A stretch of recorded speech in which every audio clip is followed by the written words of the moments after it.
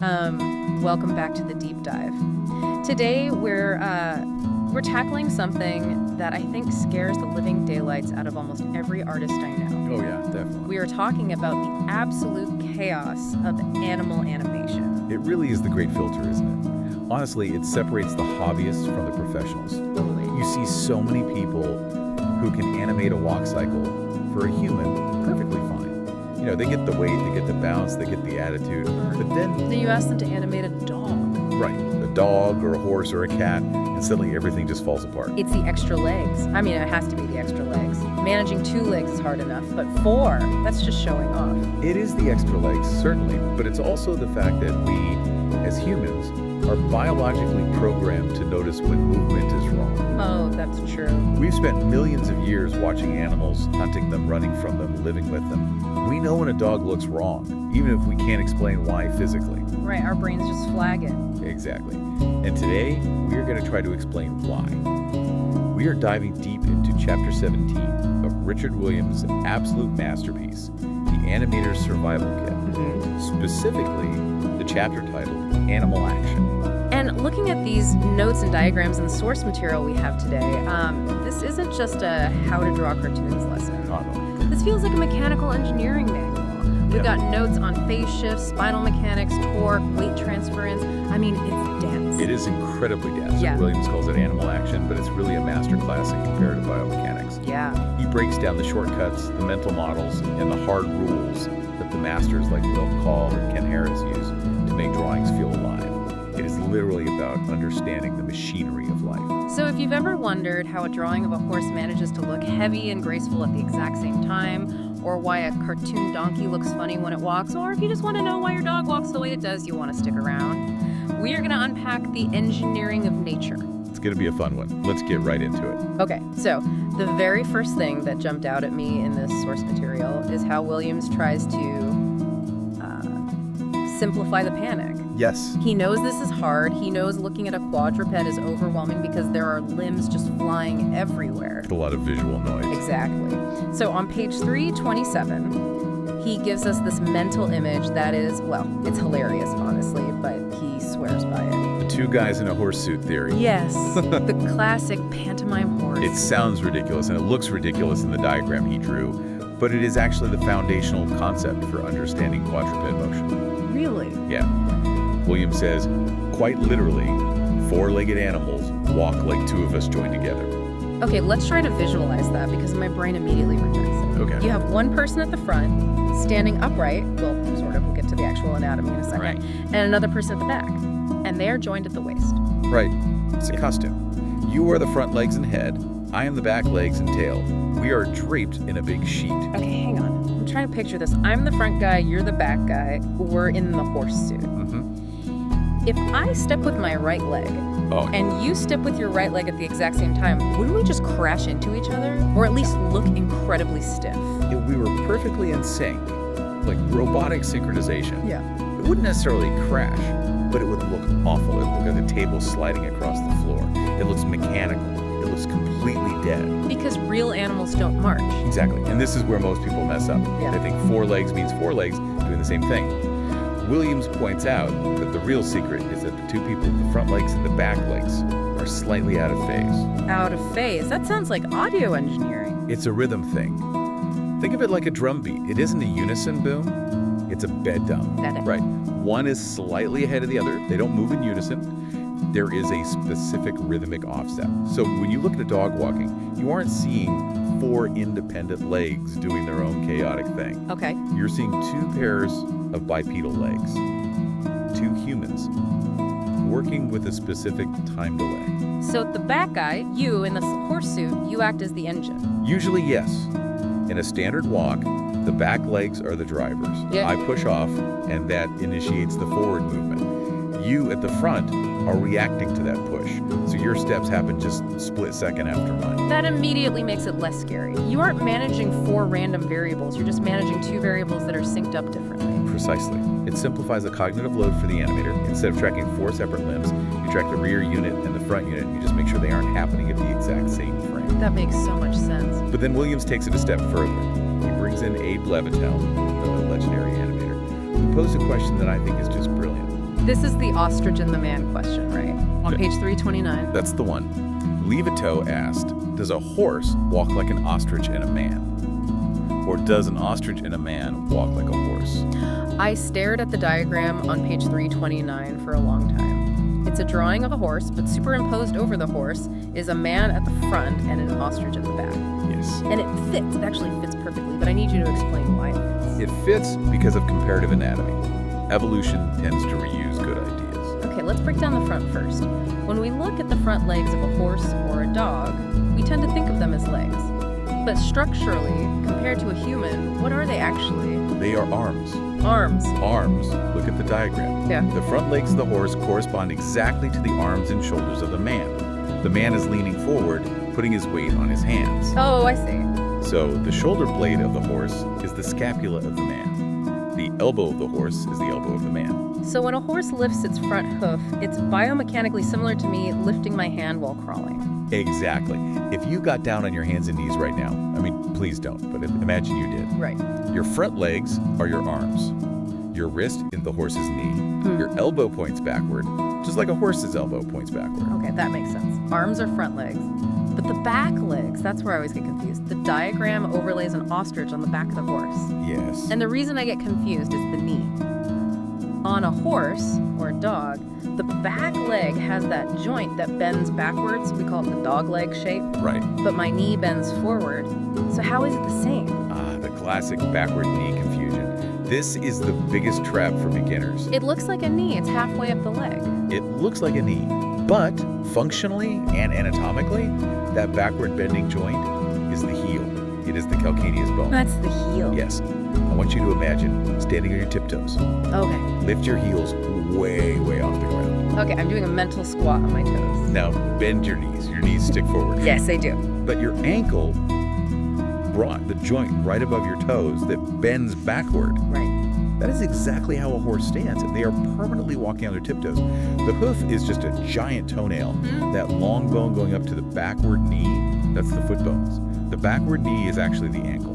So where is the actual knee, the stifle? The actual knee, the stifle, is buried way up high near the body, almost hidden in the flank of the animal. And this structure is almost identical to a bird's leg, hence the ostrich. So the back of the horse is the ostrich because birds also walk on their toes. Yes, it's called digitigrade locomotion. The ostrich has that same high knee and the long backward bending ankle joint. Wow. So Levitot's puzzle is a way of saying that a quadruped is a hybrid.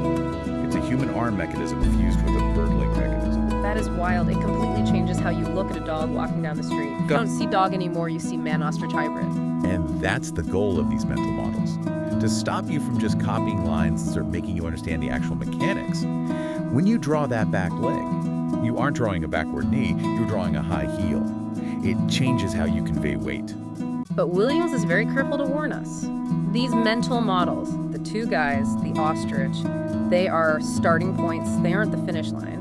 Because on page 328, he drops the hammer. He does. He says if you want to be realistic, you can't just guess. Watching and watching until we know it. That's the exact quote. You have to do the research. You have to know how the animal is built, its size, its type. You simply cannot fake anatomy. And he brings up the holy grail of animation reference, Edward Muybridge. You cannot talk about animal animation without talking about Muybridge. He was the photographer in the late 19th century who set up those tripwires to photograph horses galloping. I've seen those photos. They look like old film strips. But the text mentions specifically that the changing muscle shapes are clearly displayed against background grids. Why are the grids so important? Why can't I just watch a video of a horse on my phone? Because the naked eye lies. Lies. Absolutely. Yeah. When you watch a cat run, it's too fast. Your brain smooths it out. You miss the extremes. You miss the exact moment the foot leaves the ground. You miss the compression of the spine. The brain fills in the gaps. Exactly. The grids in Muybridge's photos give you an objective measurement of the highs and lows. Yeah. You can see exactly how far the spine drops against a fixed horizontal line. You can see how far forward the foot reaches against a vertical line. It turns movement into raw data. It's the data behind the art. It stops you from drawing what you think you see and forces you to draw what is actually happening. Exactly. And Williams contrasts two different approaches to using this data, which I find really fascinating. He talks about Milt Kahl and Ken Harris. The masters. The masters. Now, Milt Kahl, he was a virtuoso. He was the guy at Disney who animated Shere Khan in The Jungle Book. Just incredible weight and realism. If you watch that tiger, it has genuine mass. It feels heavy. And what was his secret? Because everyone reading a book like this wants to know the secret. His secret was that there is no secret. I love that. It's devastating for people looking for a shortcut, but I love it. Kahl said, I didn't think there was an easy way. We just have to go through it. He admitted he spent hundreds of hours just studying film and Muybridge photos. Hundreds of hours? Yes, he was a grinder. He believed in the sweat equity of observation. He basically brute forced his way to perfection through relentless study. So that's one end of the spectrum, study until your eyes bleed. But then you have Ken Harris. Ken Harris, who was the master animator behind Bugs Bunny and the Roadrunner at Warner Brothers, he had a completely different schedule. Right, TV and shorts versus features. Exactly. He had to produce footage fast. So he had a much more pragmatic approach. He wanted a shortcut. He wanted a formula. And what was his formula? He said, animals all walk basically alike, but take drawing into consideration. Wait, animals all walk basically alike? A mouse walks like an elephant. That feels wrong. In terms of the sequence of footfalls, yes. The pattern is universal for most quadrupeds. Left front, right rear, right front, left rear. The actual sequence doesn't change. What changes, according to Harris, is the timing and the weight. So if I learn how to animate a medium-sized dog, I basically know the mechanics for a lion or a horse. That's the Ken Harris theory. Once you understand the mechanics of the dog, which is the medium-billed animal, you can apply that knowledge to anything. That's amazing. If it's a mouse, you just speed it up and reduce the weight. If it's an elephant, you slow it down and make the weight heavier, making the joints compress more deeply. But the engine, the walk cycle itself, is the same. That is incredibly empowering. It means you don't have to learn 1,000 different animals from scratch. You learn the system, and then you tweak the parameters. Exactly. It turns the problem from learning every animal on Earth to learning one master system and adjusting the dials. Okay, so let's talk about that system. Let's get into the actual mechanics of the walk itself. We've got the mental model with the two guys. We've got the reference with Muybridge. Now, how do we actually move the pieces? This is where we get into the seesaw effect. This is on page 327. The chest and the pelvis. The core engine of an animal walk isn't the legs, it's the spine. Specifically, the relationship between the front, the chest, and the back, the pelvis. And they are opposing forces, right? Yes. Imagine a seesaw on a playground. When one end goes up, the other goes down. Williams explains that when the pelvis is UP, which happens on the pass position when the legs are crossing, the chest is usually down. Okay. Pelvis up, chest down. And the reverse is true. When the pelvis slams down on the contact position when the foot hits the ground, the chest is UP. So it's this constant undulating wave. Up, down, up. Why is that happening? Is it just bobbing for the sake of it? It's not just bobbing, it's propulsion. Think about the physics of it. When the back legs push off the ground to drive the animal forward, that intense push drives the hips up. That energy travels through the spine like a physical wave and pushes the chest down into the front legs, loading them like springs. Wow, it's energy transfer. It is. It's a wave of kinetic energy moving through the animal.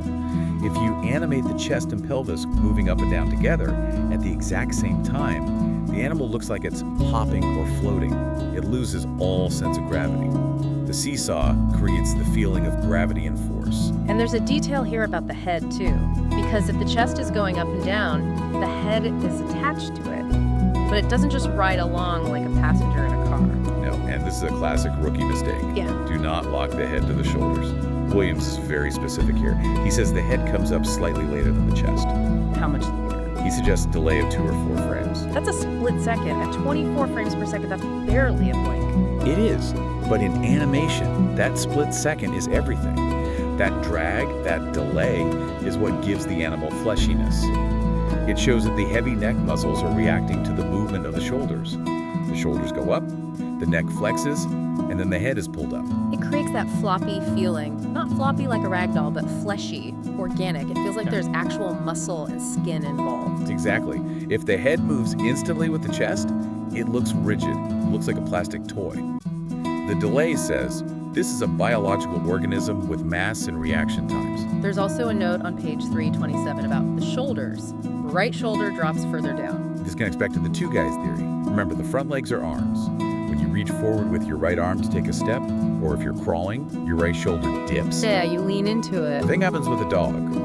When that front right leg takes the weight as the chest goes down, that shoulder drops significantly to absorb the impact. It's all about impact absorption. Every single step is a collision with the ground. Gravity wants to smash the animal into the floor. The anatomy is designed to soften that blow. The shoulder drop, the head delay, the spine flex, it's all one big shock absorption system. I want to really dig into this dog walk diagram on page 330 because this feels like the core textbook lesson. We have a breakdown of a medium-sized dog, and Williams uses this color-coding system that honestly saved my life when trying to read this. There's so much going on that colors help, he writes. And he's absolutely right. When you look at 4 legs in black and white line art, it's a spaghetti tangle. You don't know which leg is which. So he uses black for the contact legs, the ones hitting the ground, red for the pass positions, the legs in midair moving forward, and blue for the down positions. It separates the functions of the limbs visually. Let's freeze frame the reality of this dog and walk through the exact frames he highlights. Okay, let's start with frame 1, the contact. Frame 1 is the contact. This is the moment of impact. The back feet have just hit the ground. The dog has just caught itself from falling. The walk is just a controlled fall. You throw your weight forward and catch it with your feet. So at frame 1, the back feet slam into the ground to stop the rear from collapsing. Because of that impact, the pelvis is at its lowest point. It's absorbed the shock. Williams marks this in black ink to show the weight is anchored. Okay, so the back is heavy and low. What is the front doing? The front is doing the opposite. It's preparing to lift. While the back handles the shock, the front is starting that chest up motion we talked about. It's the seesaw beginning to tip the other way. Then we go to frame 3. This is labeled pass pos or pass position. This is a crucial moment. Imagine the dog is in mid-stride. The back leg is swinging forward. But look at the front. This is the absolute UP moment for the chest and shoulders. So the seesaw is in full action. Frame 1, pelvis down. Frame 3, chest up. Exactly. The energy has traveled from the back to the front. The dog is pushed off with its back legs, sending the front of the body upward. To make room for the front leg to swing through without dragging on the floor, the dog actually has to hike its shoulders up. It lifts its whole front torso to clear the ground. Oh, I see. Like when you hike your hip up to step over a baby gate. Exactly. So in your mind's eye, see the dog's chest inflating, rising up to let that leg swing through the gap. And then we hit frame 5. Frame 5 is the contact for the front. The front foot strikes the ground. And now the rear is in the pass position. It's a continuous cycle. It's a beautiful rhythm. 1, 2, 3, 4. But heavily layered. The complexity comes from the fact that the front and back are never doing the exact same thing at the exact same time. They're always chasing each other through the seesaw motion. Now, if that wasn't complicated enough, we have to talk about the top-down view on page 331. Because everything we've talked about so far, the seesaw, the head delay, the contacts, that's all visible from the side profile. That's purely 2D thinking. The side view is 2D. But animals exist in 3D space. And this is where the spine twist comes in. Spine twist. This is the detail that truly separates the amateurs from the pros. If you look at a dog from above, the spine does not stay straight like a rigid ruler. It twists side to side. Why? Is it just wobbling as it walks? No, it's about reach. Think about your own body. If you want to step forward with your right leg, really step far, what does your hip do? My right hip rotates forward. Exactly. You rotate your right hip forward to extend your reach. Animals do the exact same thing. When the dog reaches forward with its right front leg, the right shoulder rotates forward. But, and here's the key, when the right front leg is reaching forward, the right back leg is usually trailing or preparing to push. So the pelvis is rotated the other way. So the shoulders are twisting one way, and the hips are twisting the complete opposite way. Exactly. It creates a massive torque in the spine, a wringing out motion. Kind of like wringing out a wet towel. Yes. This twist does 2 vital things. 1, it increases the stride length. It allows the animal to cover more ground than his legs could do alone. And 2, it balances the animal. If the whole body twisted left, the dog would just tip over. By twisting the front left and the back right, its center of gravity stays perfectly centered. And looking at the sketches on page 331, you can see how this affects the head too. It says head tilts as it's lifting. Right. As the spine twists and the shoulders dip, the neck compensates to keep the head relatively level and focused forward. So you get this subtle banking motion, sort of like an airplane turning. It's fascinating because if you leave this out, if you just animate the side view without thinking about the twist, the animal looks like a flat cardboard cutout sliding past the camera. Exactly. It completely lacks volume. The spine twist gives it dimension. It tells the viewer this creature has width. It has a rib cage. Even if you were drawing in 2D, thinking about that top-down view changes how you draw the silhouette. It changes exactly where the legs attach to the body. So we've talked about the legs and the spine. We have to talk about the tail. The tail. The animator's best friend and worst enemy. On page 328, there's a note from Ken Harris again. The tail root moves with back legs, and the rest acts like a whip. This is a classic example of what we call successive breaking of joints, or follow-through. The tail is not a stiff stick. It's a flexible chain. So the root, the part attached to the pelvis that moves with the pelvis. Correct. If the pelvis goes up, the root goes up. If the pelvis twists right, the root twists right. It is locked to the body mass. It's the driver. But the tip doesn't move with it. The tip is lazy. The tip wants to stay exactly where it is. It has inertia. So if the pelvis pulls the root to the right, the tip drags behind to the left. Then when the pelvis swings back to the left, the root goes left, but the tip is still traveling right from the previous momentum. And that creates the S-curve? The famous S-curve. You can see it clearly in the diagram on page 328. It shows the tail from above. It's flowing like a ribbon in the wind. It never looks like a C or a straight line for long. It's always transitioning through that smooth S shape. It follows the path of action, dragging behind the movement of the hips. It acts exactly like a whip. And getting that timing right, that overlap of movement, is pure satisfaction. It adds so much fluidity to the walk. It shows the viewer that the air is real, that the tail has actual weight reacting to physics. Speaking of fluidity, let's look at the bottom of pages 330 and 331. There are these quick sketches of a cat running, and Williams uses the phrase folding and unfolding. This is where we move from a walk to a run. In a walk, the spine is doing that side-to-side twist we just talked about. But in a run, specifically a gallop or a bound, the spine completely changes function. It stops being a twisting towel and starts being a powerful spring. The accordion effect. Yes. Look at the cat sketches. When the legs come together underneath the body, the squash position, the spine arches up dramatically. It folds. It compresses. Like a coiled spring being pushed down. Exactly. It is storing massive amounts of potential energy. It's loading up.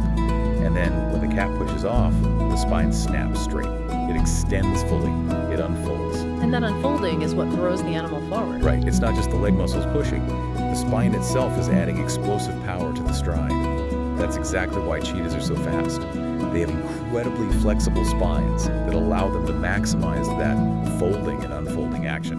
They are literally throwing their hips forward with their spine. So for an animator, you really have to feel that compression. You can't just move the legs back and forth. You have to animate the back, actively arching and flattening. If you don't do that, the run will look incredibly weak. It will look like the animal's just paddling his feet in the air on a treadmill.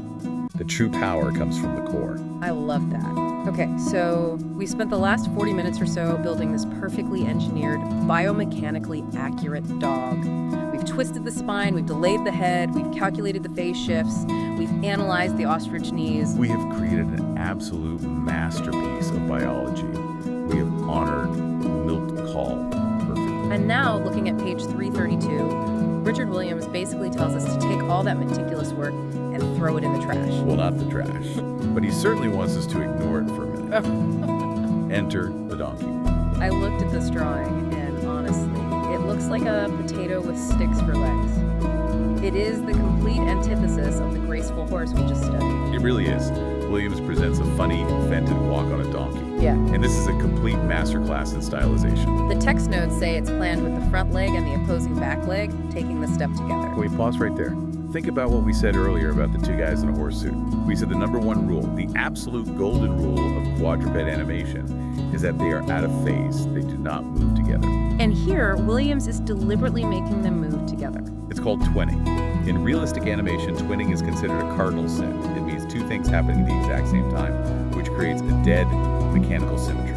But here, he's doing it completely on purpose. Yes, he is linking the front left and the back right, or vice versa, to hit the beat at the exact same moment. Frame 1 and frame 17 are level. And the timing is weird too. The notes here say walking on 16s. For the non-animators listening, what does that actually mean in real-time seconds? So film usually runs at 24 frames per second. If a step takes 16 frames, that's 2/3 of a second for a single step. That sounds really fast. For a walk. No, it's an eternity. Try it yourself.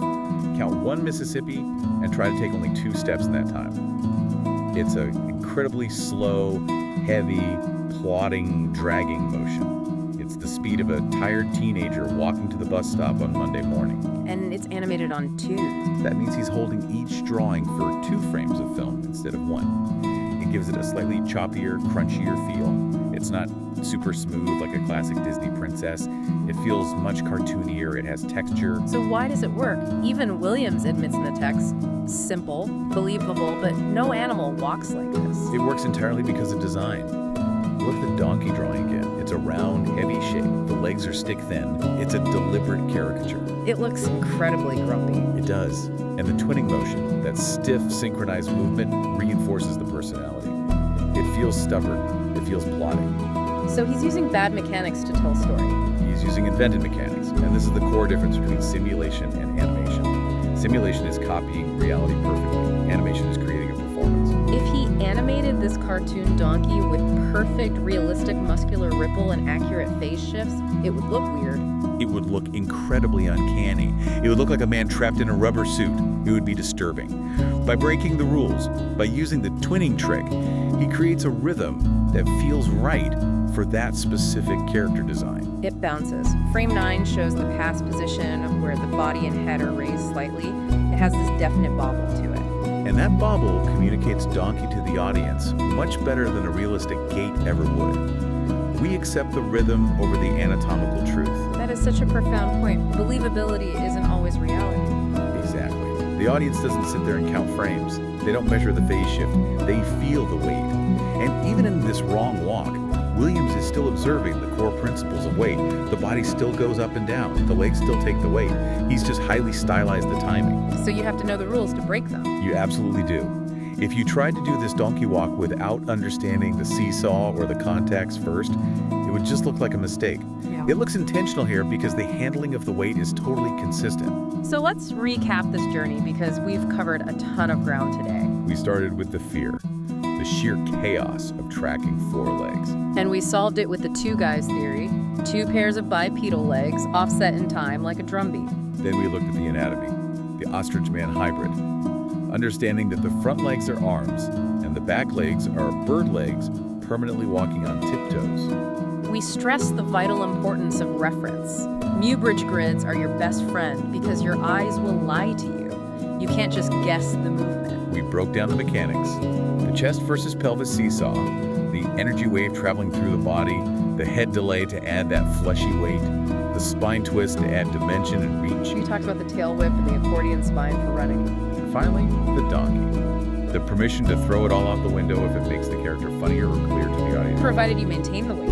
Always maintain the weight. You know, looking at that last page, Williams writes about weight transference, where the weight is coming from, where it is now, and where it is going. That seems to be the perfect summary of the whole chapter. That is the very definition of animal action. It's not about moving lines on a page. It's about moving mass through space.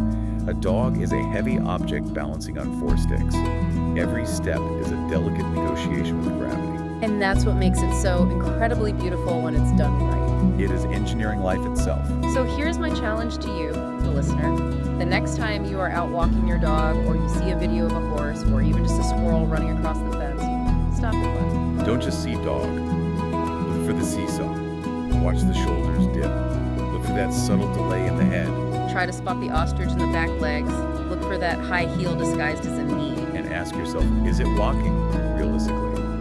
Or is it doing a donkey walk? Maybe don't tell the owner their dog is walking like a cartoon donkey. Probably not. Yeah. Keep that specific observation to yourself. It really is amazing how these principles written down on a flat page in a book translate into something that feels so alive on screen. It really changes how you see the world around you. It does. It makes you realize that movement is a language.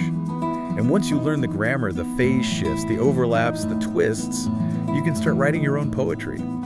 Or your own jokes, like the donkey. Well said. Richard Williams gave us the survival kit, but it's up to us to open it up and actually use the tools. Absolutely. Thanks for diving deep into the mechanics of life with us today. Keep watching, keep drawing, and we'll see you on the next deep dive. Keep observing.